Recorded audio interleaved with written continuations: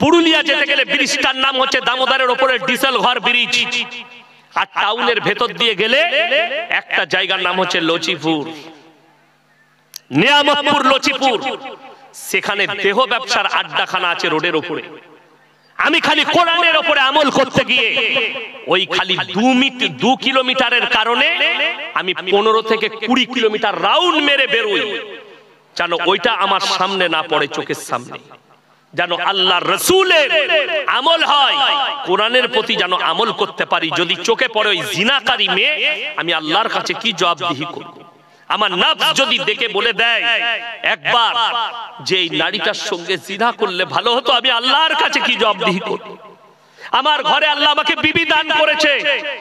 আজকে হাইরে যুবক, তুমি তোমার যৌবনটাকে তোমার বিবি বাদ দিয়ে তুমি অন্য জনার কাছে খরচ করছো, তোমার জানা নেই। আল্লাহ তাআলা কোরআনে বললেন, যারা মুমিন হবে তারা সর্বপ্রথম নিজের লজ্জা স্থানের হিফাজত করবে। এটা কোরআন 18 পারা প্রথম পৃষ্ঠা আল্লাহ তাআলা বলেছে। তুমি বলে দাও, নারী হোক কিংবা পুরুষ, তোমার যৌবনটা আল্লাহ দান করেছে, এই যৌবনটা হিফাজত করো। এই যৌবনের হকদার নারী, একটা নারীর যৌবনের হিফাজত করা এই জন্য দায়িত্ব, তার যৌবনটার একমাত্র হকদার তার স্বামী। একটা পুরুষ তার যৌবনটার একমাত্র হকদার তার বিবি। তুমি যদি অন্য জায়গায় খরচ করো, তুমি জবাব দিতে পারবে না। আল্লাহর হাবিব সাল্লাল্লাহু আলাইহি সাল্লামের সামনে একজন বেঈমান কলমা পড়েছে, আপনার চোখ দিয়ে পানি পড়বে। নবীজিকে বললেন, ইয়া রাসূলুল্লাহ, আমি তো মুসলমান হয়েছি, কালমা পড়েছি, কিন্তু আমি একটা কাজ ছাড়তে পারবো না। নবীজি বললেন, কি? বলে, প্রত্যেকদিন 3-4টা মেয়ের সঙ্গে আমাকে জিনা করতে হবে। হযরত ওমর ফারুক রাদিয়াল্লাহু তাআলা তলোয়ার টেনে বার করেছেন, ইয়া রাসূলুল্লাহ, আপনি হুকুম দেন, আপনার সামনে এত বড় কথার গর্দনটাকে 2 টুকরো করে দিই। নবীজি বললেন, ওমর বসে যাও, বসে যাও। তার মাথায় হাত দিয়ে বললেন, শোনো, তোমার মায়ের সঙ্গে যদি কেউ জিনা করে, ইয়া রাসূলুল্লাহ, আমি শেষ বিন্দু রক্ত থাকতে আমি তার সঙ্গে যুদ্ধ করব। তোমার বিটির সঙ্গে যদি কেউ জিনা করে, ইয়া রাসূলুল্লাহ, আমার জীবন থাকতে ছুতে পারবে না। তোমার বিবির সঙ্গে যদি কেউ জিনা করে, ইয়া রাসূলুল্লাহ, আমার জান কুরবান আমার বিবির জন্য। নবীজি বললেন, তুমি যার সাথে জিনা করবে সে কারো মা, তা না হলে কারো বিবি, তা না হলে কারো বিটি, তা না হলে কারো বোন। সেই সাহাবী হাউ হাউ করে কাঁদলেন আর নবীজিকে জড়িয়ে বললেন, ইয়া রাসূলুল্লাহ, আমি জীবনে আর ওর ধারে পাশে যাব না। জোরে বলুন সুবহানাল্লাহ। এটা ছিল রাসূল সাল্লাল্লাহু আলাইহি সাল্লামের সাহাবীদের আখলাক। আজকে বেঈমান কাফেররা এই মোবাইল খুলবেন, অনেক পুরুষ মানুষ তাদের যৌবন হারাচ্ছে এই মোবাইল দ্বারা। যে ছেলেরা, যে যুবকরা বিবাহের আগে পর্নোগ্রাফিতে লিপ্ত হচ্ছ, যারা হস্তবৈথনে লিপ্ত হয়েছ, জেনে রেখে দাও, বিবাহের পরে তাদের দাম্পত্য জীবন সুখী হতে পারে না। ওই জন্য ইসলামে আছে, উপযুক্ত বয়স হলে বাবা মা দায়িত্ব হচ্ছে তার সন্তানের বিবাহ দেওয়া। কিন্তু আজকে আমাদের টেন্ডেন্সি দাঁড়িয়েছে, আমার ছেলে নিজের পায়ে না দাঁড়ানো পর্যন্ত বিয়ে দেবো না। আর যখন বিয়ে দিচ্ছে পায়ে দাঁড়িয়ে যাচ্ছে, কিন্তু বিয়ের পরে তার আর বাচ্চা হবার লাইন নাই। বড় কষ্টের বিষয়। আমার মুসলমান ভাই, উপযুক্ত বয়স, রুজির মালিক সকলে বলুন কে? আল্লাহ। তাহলে রুজির মালিক যদি আল্লাহ হয়, তাহলে আপনি ভরসা করুন, আপনার সন্তানের বিয়ে দিবেন, যে বিবি আসবে তোমার ঘরে, যে মেয়েটা বউ হয়ে আসবে, সে নিজের রুজি মেপে তোমার ঘরে আসবে, তুমি খাওয়াবে না। আমি যেদিনে ফারেক হয়, যে বছরে আমার বিয়ে হয়, আমার বর্তমান টাউনে খাগড়াগড় মাদ্রাসায় আমার বেতন ছিল 2500। কত বললাম? 2500। আমার আব্বাজি বলল, শোনো, আমি বললাম 1 বছর পরে করব। বললেন, না, করে নাও। যে আসবে তোমার বিবি হয়ে, রুজি আল্লাহ মাপবে। বিশ্বাস করুন, বিয়ে করেছি সেই দিনে যে বরকতটা ছিল, আজকে সেই বরকতটাই আছে। এখনো পর্যন্ত বুঝতে পারিনি যে বরকত বিয়ের দিনে পেয়েছি, বিয়ের দিন থেকে আজকের রাত পর্যন্ত একই বরকত পেয়েছি। কেন? আল্লাহর উপরে বিশ্বাস আর ইয়াকিন। কেন? সে নিজের রুজি মেপে এসেছে। পেটের সন্তান কোরআন শুনেলেন, ওয়ালা তাকুলু আওলাদাকুম খাশিয়াতা ইমলাক নাহনু নারযুকুহুম ওয়া ইয়াকুম। দরিদ্রতার ভয়ে তোমরা পেটের সন্তানকে কতল করো না। কেন? যে আসবে ভূমিষ্ঠ হবে, রুজি মেপে আসবে সে নিজে। ওই জন্য তোমরা এখানে হাত লাগিয়ে নিজের বর্বরতা করো না। আমার ভাই শুনেলেন নবীজি সাল্লাল্লাহু আলাইহি সাল্লামের হাদিস, আখরি জামানায় বর্বরতার যুগের পাপগুলো মডেলিং হয়ে ফিরে আসবে। আজকে ফিরে এসেছে মডেলিং হয়ে। ভারত সরকার সুপ্রিম কোর্ট রায় দিয়েছে সমকামী লিগেল হিন্দুস্তানে। ভারত সরকার সুপ্রিম কোর্ট রায় দিয়েছে পরকীয়া লিগেল। কিন্তু আল্লাহর কসম কিয়ামত পর্যন্ত ইসলামে হারাম থাকবে। দেশের কানুন ঠিক আছে, কিন্তু আমি ইসলাম বিরোধী কানুন আমি মেনে নিতে পারব না, যেটাতে শরীয়তে আঘাত আনবে, যেটাতে ইসলামে আঘাত আনবে। এই পাপ কবেকার? লূত নবীর কওমের পাপ, নবীজি জামানার নয়, লূত নবীর কওমের পাপ। শুনেলেন পৃথিবীর শ্রেষ্ঠ মুফতি মুফতি তাকি উসমানী, এক মাস আগে একটা প্রোগ্রাম হয়েছে, পৃথিবীর স্কলাররা সবাই ছিল সেখানে। পাকিস্তানে ভারতের একজন ছিলেন ডাক্তার জাকির নায়েক, মুফতি তাকি উসমানী, মুফতি তারিক মাসুদ, মুফতি আপনার তারিক জামিল, এরকম বড় বড় স্কলাররা ছিলেন সেখানে। মুফতি তাকি উসমানী বলেছেন মারাত্মক কথা, কিয়ামত से पहले पूरे दुनिया में आलम में हराम औलादों से भर जाएंगे। এর যে ব্যাখ্যা করেছে সবারই চোখে পানি। তিনি যে ব্যাখ্যা করেছেন, আজকে দেখুন আমি জলসা করতে এসেছি, আমাকে যদি ইনারা জিজ্ঞেস করেন আপনি কে, আমি আমার বাপের নাম বলবো না মায়ের? কথা বলে বাপের। আমি যদি ইনাকে জিজ্ঞেস করি আপনি কে, ইনি বাপের নাম বলবে না মায়ের? বাপের নাম। বাবা যদি মারা যায় তাও বলবে আমি মৃত অমুকের ছেলে, ঠিক কি না? তাও বাপের পরিচয় দিবে। কেন? আপনাদের এখানে ছাগল আছে না নাই?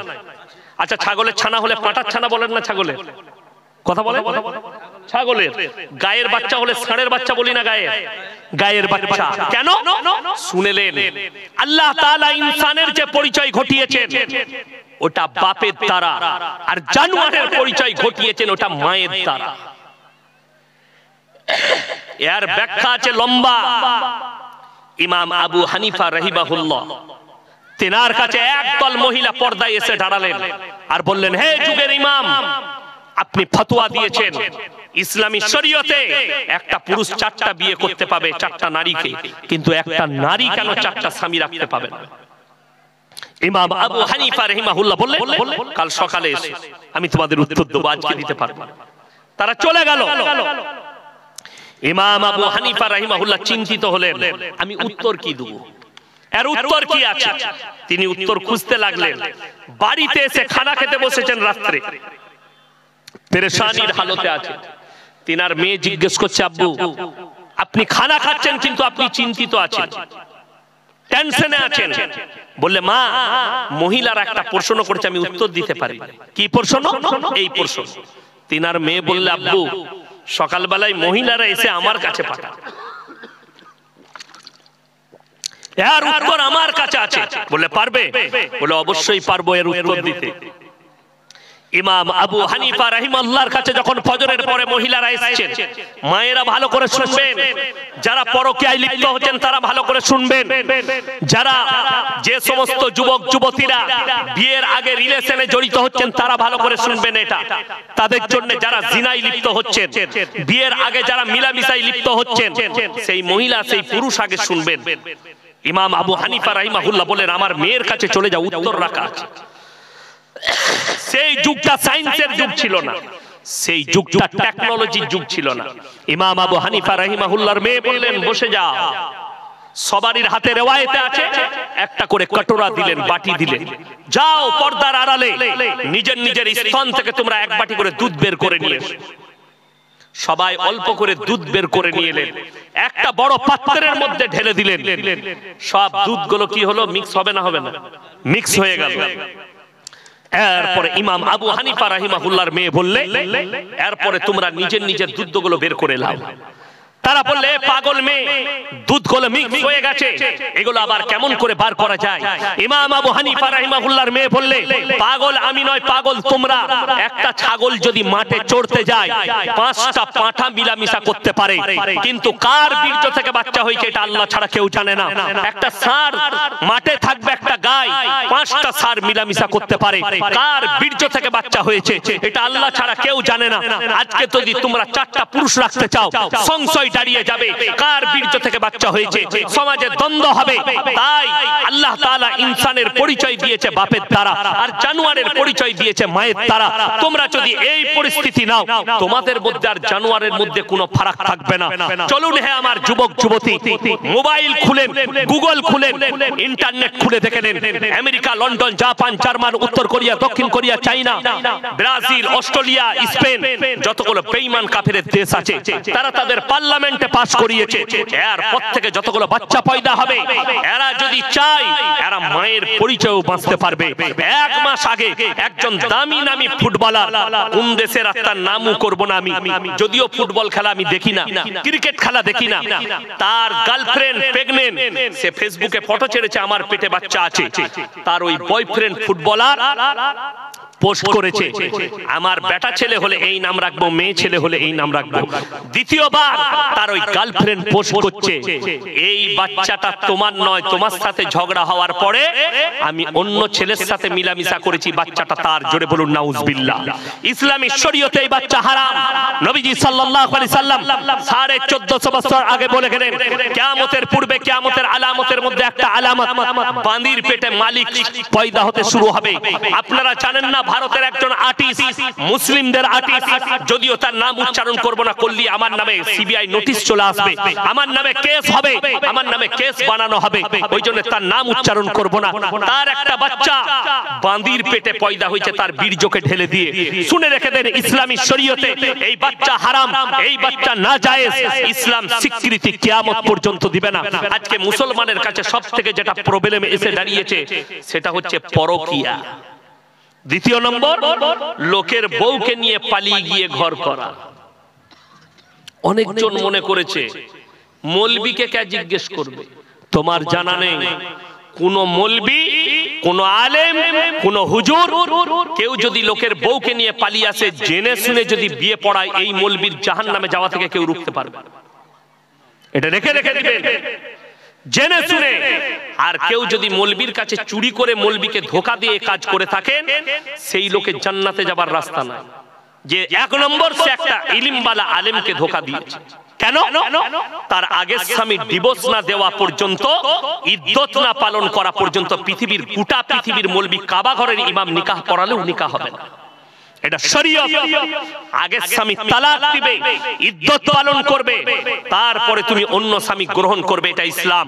যদি কোনো মেয়ের মনে হয় আমার স্বামী আমার উপরে অত্যাচার করে, আমার স্বামী আমার উপরে টর্চার করে, তার জন্য ইমারতে শরিয়া আছে, পার্সোনাল ল বোর্ড আছে। তোমার স্বামীর কাছে চিঠি যাবে 3 বার 3 মাসে, যদি উত্তর না দেয়, নারীর কাছ থেকে তোমার কাছ থেকে খোলা তালাক হবে, ইদ্দত পালন করবে, অন্য স্বামী গ্রহণ করবে। কিন্তু জেনে রেখে দিবেন, যে মেয়েরা মিথ্যা অপবাদ দিয়ে, স্বামীর অপবাদ দিয়ে যারা এইভাবে তালাক নিচ্ছে, কিয়ামতের দিনে তুমি জান্নাতের খুশবু পর্যন্ত পাবে না। অনেক মেয়ে স্বামীর নামে মিথ্যা অপবাদ লাগায়। কেন? সে জিনায় যখন লিপ্ত হয়ে যায়, পরকীয়ায় লিপ্ত হলে স্বামীর নামে অপবাদ দেয়, আমার স্বামী অত্যাচার করে, অথচ তার স্বামী অত্যাচারী নয়। এই মহিলা বিপদে পড়বে। আমার ভাই, কোন যুবক যদি এটা মনে করেন আমি লোকের বউকে নিয়ে পালিয়ে আসছি, যতদিন ঘর করবেন জিনা করা হবে, ওই অবস্থায় বাচ্চা পয়দা হলে হারাম বাচ্চা পয়দা হবে। আমার ভাই, ওই জন্য অনুরোধ করছি, বেঈমান কাফেরের অনুসারী হবেন না, রাসূল আকরাম সাল্লাল্লাহু আলাইহি সাল্লামের অনুসারী হন। আপনি কোনো কিছু কাজ করলে আলেমের পরামর্শ নেন, আপনার যারা ইসলামের লয়ার তাদের কাছে পরামর্শ নেন। কুরআন হাদিসের জ্ঞান আছে, আপনার কাজটা শরীয়ত মোতাবেক কিনা আপনি পরামর্শ নেন। আল্লাহ তাআলা শুনেলেন, কিয়ামতের সকাল পর্যন্ত যতগুলো পাপ আসবে সব পাপকে ট্যাকেল করার জন্য কোরআন রেডি হয়ে দাঁড়িয়ে আছে, রাসূলের হাদিস রেডি হয়ে দাঁড়িয়ে আছে। আপনি কি মনে করছেন ইয়াসিন সাহেব মারা যাবে আর এই বক্তা আসবে না? বড় বড় আলেমরা চলে যাবে, কিয়ামতের সকাল পর্যন্ত দেখতে পাচ্ছেন এই তালবিলিম। আমরা চলে যাব, আমাদের সন্তানরা দাঁড়াবে, ইয়াসিন মারা যাবে, আর একটা ইয়াসিন তৈরি হবে ইনশাআল্লাহ। একটা শেখ চলে যাবে, আর একটা শেখ তৈরি হবে। ওই জন্য ইসলাম মিটবে না, কোরআন থেকে যাবে। কিয়ামতের আলামতের মধ্যে মারাত্মক আলামত শুনেলেন নবীজি সাল্লাল্লাহু আলাইহি সাল্লাম। মুসান্নাফ ইবনে আবু শাইবার হাদিস। গোটা পৃথিবীতে হে আমার সাহাবীরা, সমস্ত মসজিদগুলো মুসল্লিতে ভরে যাবে, রাসূলের হাদিস। সাহাবীরা বললেন, ইয়া রাসূলুল্লাহ, সেই নামাজিগুলো কেমন হবে? নবীজি বললেন, হে আমার সাহাবীরা, দুঃখের সঙ্গে বলছি, সেগুলো হবে সুদখোর নামাজি। বড় বড় অট্টালিকা বাড়ি বানাবে, বড় বড় শপিং মল বানাবে, ইমানদার খুঁজে পাওয়া মুশকিল হয়ে যাবে। ওই জন্য সবাই হাত তুলে বলুন তো, কোরআনের সাথে কে কে সম্পর্ক করবেন? হাত তুলেন, সকলে জোরে বলুন ইনশাআল্লাহ। কোরআনের সাথে সম্পর্ক করুন, খালি পরকালটা সুন্দর করার জন্য। আজকে আপনি জানেন না, এই যে মাদ্রাসা, এই মাদ্রাসা অনেক জনার মনে মনে হবে, অনেক আমাদের সমাজের লোক আছে, তারা বলে জলসা করে কি লাভ? ধরেলেন জলসা করে কোনো লাভ হলো না, জলসা বন্ধ করে দেন। আপনি মসজিদ করেছেন, গ্রামের 90% লোক নামাজ পড়ে না, 10টা লোক নামাজ পড়ে, তাহলে যখন পড়ছে না মসজিদটা ভেঙে দাও। মাদ্রাসা করেছেন, মাদ্রাসায় 10টা ছেলে আছে, মাদ্রাসাটা ভেঙে দাও, দিন থাকবে না, মিটে যাবে, দিন মিটে যাবে। কিন্তু আল্লাহর কসম করে বলছি, এই মাদ্রাসায় যদি একটা তালবে ইলম থাকে, এই মাদ্রাসাকে কায়েম রাখুন। মসজিদে যদি একটা লোক গ্রামের নামাজ পড়ে, তার লেগে মসজিদ কিয়ামত পর্যন্ত কায়েম থাকবে। এই জলসা আপনাকে বছরে বছরে করতে হবে, যাতে মানুষের কাছে হারাম হালালটা পৌঁছায়। বছরে একবার তার দিমাগটা ঝাল হয়, একবার যেন সে দিন বুঝতে পারে। ওই জন্য আমাদের দেশে তো এখন 3টে কোয়ালিটির নামাজি, বিপদটা ওইটাই। কটা বললাম? 3টে। একটা হচ্ছে 5 ওয়াক্তের, একটা জুম্মার, আর একটা ঈদ আর বকরা ঈদ। ঈদের দিনে লাপাই কোন মাল কটা বেশি? যারা জীবনে নামাজ পড়ে না, খালি ঈদ আর বকরা ঈদ। আমি যেখানে নামাজ পড়াই 15টা গ্রাম নামাজ পড়ে আমার পেছনে। একজন এসে আমাকে নামাজের আগে বলছে, হুজুর কি ব্যাপার, নিয়তটা বলে দিবেন তো। আমরা মোটেই বলবো না। এমন সানা জানিস? জানি না। আচ্ছা জানি না, বুঝি কিছু জানি না। না, আমরা নিয়ত নিয়ে কি করবি? কথা বুঝতে পারছেন? আচ্ছা, আলেমরা বসে আছেন, আপনাদিকে বলছি, একটা লোক নিয়ত জানে না, খালি সে বলল ইমাম যাহা নিয়ত করিল আমি করিলাম, কিংবা আমি ঈদের নামাজ পড়ছি, এই ইমামের পেছনে ওয়াস্তে আল্লাহর মুখ আমার কাবা শরীফের দিকে, আল্লাহু আকবার, নামাজ হবে না? হয়ে যাবে। কিন্তু সে যদি সানা না জানে, রুকু সিজদার যদি আপনার তাসবিহ না জানে, আত্তাহিয়াতু না জানে, দরুদ শরীফ না জানে, দোয়া মাসুরা না জানে, নামাজ হবে? নামাজ হবে না। তো এই কিচ্ছু জানে না, খালি নিয়ত নিয়ে মারামারি করবে। আর এই মাল কটায় যারা জীবনে নামাজ পড়ে না, কুরবানির দিনে দেখবেন খালি ইমামের সালামটা ফিরা, সালামু আলাইকুম ওয়া রাহমাতুল্লাহ, সালামু আলাইকুম ওয়া রাহমাতুল্লাহ। আবে তাড়াতাড়ি চবে, গরুটা ফেলাতে হবে, পালিয়ে গেল মানে। ঠিক বললাম না? এ খুতবা ফুতবা কিছু শুনবেন, আর কিচ্ছু প্রয়োজন নাই, ইয়ার খালি মাংস খাওয়া প্রয়োজন। এগুলো হচ্ছে মাংস খাওয়া মুসলিম না। সবাই 5 ওয়াক্তে নামাজ পড়বো, জোরে বলুন ইনশাআল্লাহ। কেউ নামাজ ছাড়বেন না। আমার মায়ের দিকে অনুরোধ করে বলে যাচ্ছি, পর্দায় আসুন, নামাজ পড়ুন। সন্তান, যে বাচ্চারা মাধ্যমিক পরীক্ষা দিবে, যতদিন না স্কুল খুলছে, এই গ্রামের বাচ্চা দিকে বলছি, মা দিকে বাবাকে বলছি, আপনি সকালে মাদ্রাসায় পাঠিয়ে দেন বাচ্চাগুলো। তারা কোরআন হাদিসটা শিখুক, তারা নামাজটা শিখে যাক, তাদের মধ্যে তারবিয়াত আসুক, হারাম হালালটা কমপক্ষে শিখবে। যেমন আমার মাদ্রাসায় সিস্টেম আছে, যাদের সকালে স্কুল তারা বিকালে আসবে, যাদের বিকালে স্কুল তারা সকালে আসবে। মক্তব চালায়, 500 ছাত্র আছে মক্তবে। কি বুঝলেন? সবাই আসুক। কেন বলে দিচ্ছি, সেই ছেলেটা আলেম না হোক, সেই ছেলেটা আপনার হাফেজ না হোক, কিন্তু তার মধ্যে দিন যদি থেকে যায়, সে ডাক্তার, মাস্টার, প্রফেসর, ইঞ্জিনিয়ার সব হবে, কিন্তু তসলিমা নাসরিন হবে না, রাসূলের দুশমন হবে না, কোরআনের দুশমন হবে না। এই এলাকার, এই গ্রামের মানুষের জন্য ভাগ্যের ব্যাপার। যে আপনার গ্রামে একটা এরকম প্রতিষ্ঠান চলছে, আপনার সন্তানদের সুযোগ আছে, মাদ্রাসার যারা বাচ্চা ছেলে আছে তাদেরকে আপনি মায়েদিকে বলবো 100 টাকা দেন, 200 টাকা মাসে দেন, আপনার বাড়িতে গিয়ে মেয়েদিকে কোরআনটা পড়িয়ে দেন। এই স্কুলে ছুটি আছে, একটা তালবিল ইলমকে বলে দেন, একটা বাচ্চা তালবিল ইলমকে ঠিক করে দেন, আমার মেয়েদিকে কোরআনটা শিখিয়ে দিবে। 50 টাকা 100 টাকা দিবেন, 200 টাকা দিবেন, আরে টিউশন মাস্টারকে দিয়ে দিচ্ছেন 1000 টাকা 500 টাকা, একটা গরিব এতিম তালবিল ইলমকে দিবেন, কোরআনের শিক্ষা দিবে। আপনার মেয়ের জন্য আপনি নেকি পাবেন। 1 নম্বর গরিবের আপনি হেল্প করেছেন, 2 নম্বর আপনার মেয়ে সেখান থেকে ইলম পেয়ে গেল, কোরআন পেয়ে গেল। ওই জন্য কোরআনের মহব্বত কেউ ছাড়বো না, জোরে বলুন ইনশাআল্লাহ। আমার ভাই শুনে নেন, নবীজি সাল্লাল্লাহু আলাইহি সাল্লাম বলেছেন, যাদের কাছে অর্থ আছে 3টে লোক যদি হাত পাতে তাদের হাতকে জীবনে ফিরাবে না। নাম্বার 1 ওয়া আতিদাল কুরবা, তোমার কাছের গরিব যদি হাত পাতে ফিরিও না। নাম্বার 2 ওয়াল ইয়াতামা ওয়াল মাসাকিন, এতিম আর মিসকিন যদি তোমার কাছে হাত পাতে তাদের হাতকে জীবনে ফিরিও না। ওয়াবনাস সাবিলি ওয়ালা তুবাদ্দির তাবদীরা, আর মুসাফির যদি তোমার কাছে হাত পাতে তাদের হাতকে জীবনে ফিরিও না। আজকের এই জলসায় 340 থেকে 45 কিলোমিটার এলাম, আমি সব থেকে বড় মুসাফির আপনাদের কাছে। এই এতিম আর মিসকিনদের জন্য আমি বলবো 5 জন আল্লাহর বান্দা কে কে আছেন। নাম্বার 1 কে আছেন যে এই তালবিল ইলম এতিম মিসকিনদের জন্য 5,000 টাকা দিবেন।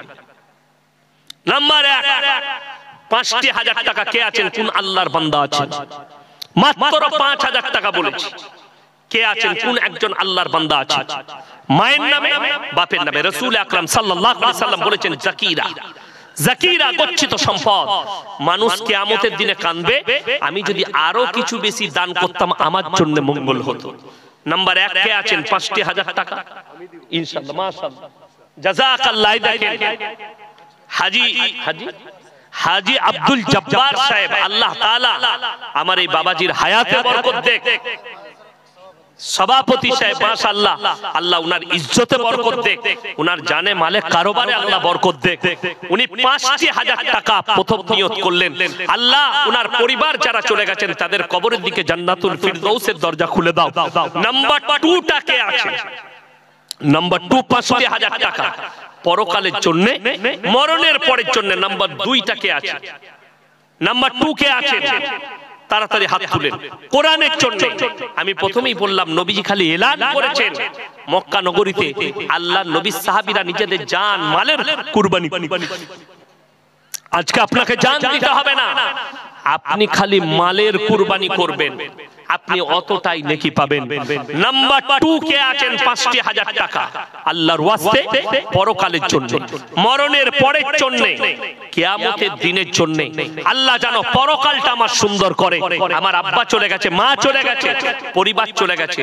নাম্বার 2 5,000 টাকা কে আছে, একটু তাড়াতাড়ি বলি ইনশাআল্লাহ। নাম্বার 2 5,000 টাকা মাত্র আল্লাহর ওয়াস্তে। আপনি ভেবেও কুল পাবেন না, কিয়ামতের দিনে বুঝতে পারবেন এই কোরআনের